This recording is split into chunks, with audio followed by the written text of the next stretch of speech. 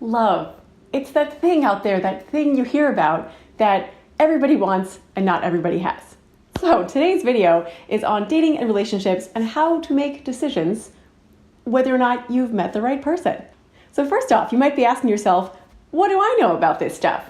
Well, I'll tell you, I am an expert because if anything you've done 10,000 hours or more of that you've studied and learned, you are considered an expert. And for me, when I moved to New York, I was obsessed with meeting everybody, whether it was online or in person, and making dates literally every day of the week, every night of the week. I wanted to see who I liked, who I didn't like, what personality traits worked for me, and what the do's and don'ts of dating I figured out on my own, and I am a certified expert. So let me be the first to tell you that dating is a process. You do not have all the answers all at once, and you might meet your Prince Charming or your perfect princess and think she or he is fabulous. But you really need to see the person in every light and every emotion. When they're happy, when they're sad, when they're angry, when they're tired, then you can really see them in the true light that they are and see if you two are compatible. For example, you might totally love that, let's say, Bill takes you out to dinner and has a great job. But on the flip side, you might absolutely hate that he goes out a lot with his friends and comes home drunk every night.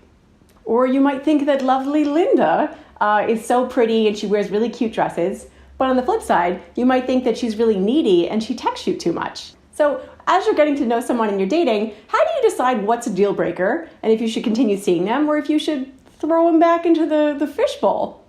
So if you're seeing someone for weeks or for months and you're constantly hemming and hawing of like, do I like this person? Do I not? And you have all these pros and these cons and you just can't decide.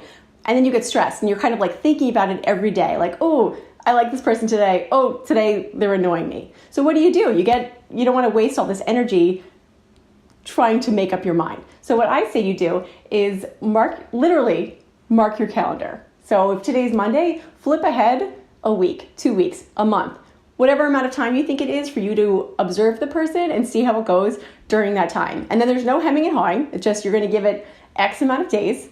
And then on that date, so you flip ahead to maybe next Monday and write down, did Bill come home drunk too many times? How do I feel about it now?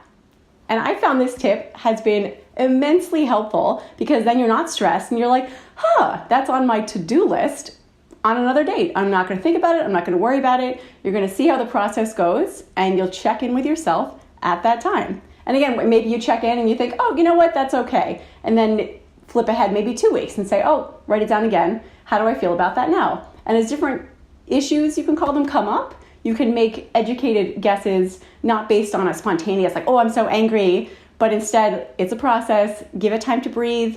Or sometimes something comes up and you're mad about it, you have a talk, and then you don't necessarily want to break up, you want to, again, let it see how it goes. So like, let it air out, mark your calendar.